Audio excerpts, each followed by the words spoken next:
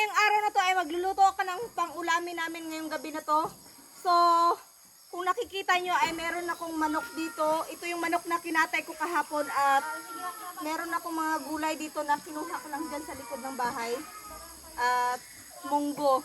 Dalawang klase ng ulam ang lulutuin ko ngayon. Magluluto ako ng ginataang manok at saka munggo.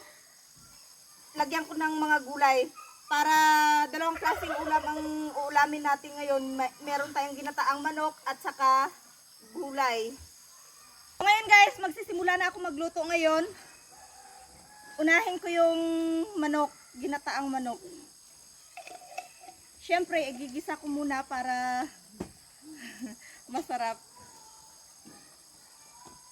Yan.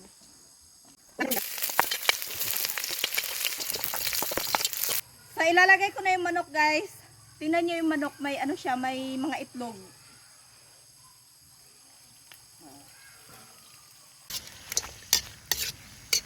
Tingnan nyo yung itlog ng manok guys. Ayan o. So guys, habang niluluto ko yung manok, i-prepare ko naman yung gulay para sa munggo. Ihalo natin dyan sa munggo mamaya.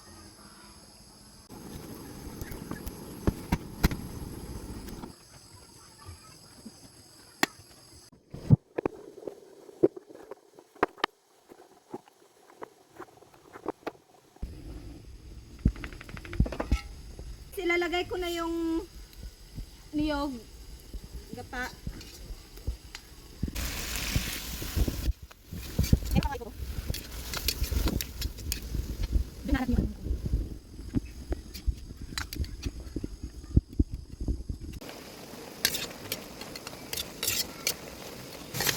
So ito guys, luto na yung ano, ginataang manok.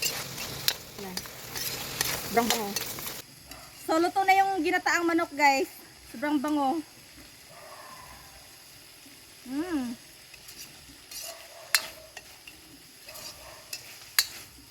Amoy pa lang katakam-takam na.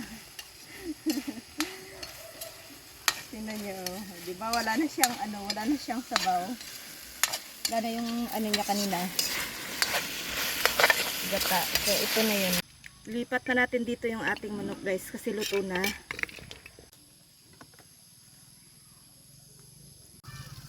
Naluto na yung ano, yung ginataang manok, gulay naman ang lulutuin ko ngayon. Una ko munang lutuin tong kalabasa, pagkatapos ilalagay ko yung munggo at saka yung mga talbos na yan. So meron na pala akong natirang bangus dito kanina guys, ulam namin. Tapos ito na lang yung ihahalo ko dyan sa ano yan, sa kalabasa. Silagyan natin siya ng munggo. So ilalagay ko na rin tong ano munggo. Yan. Habang hinihintay ko yung niluluto ko, kakain muna ako ng saging.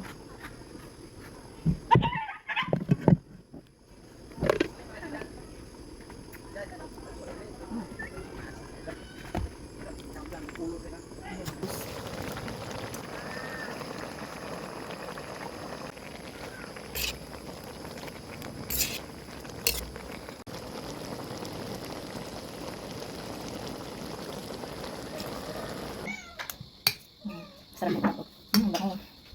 Bango yung ano, ginataang manok.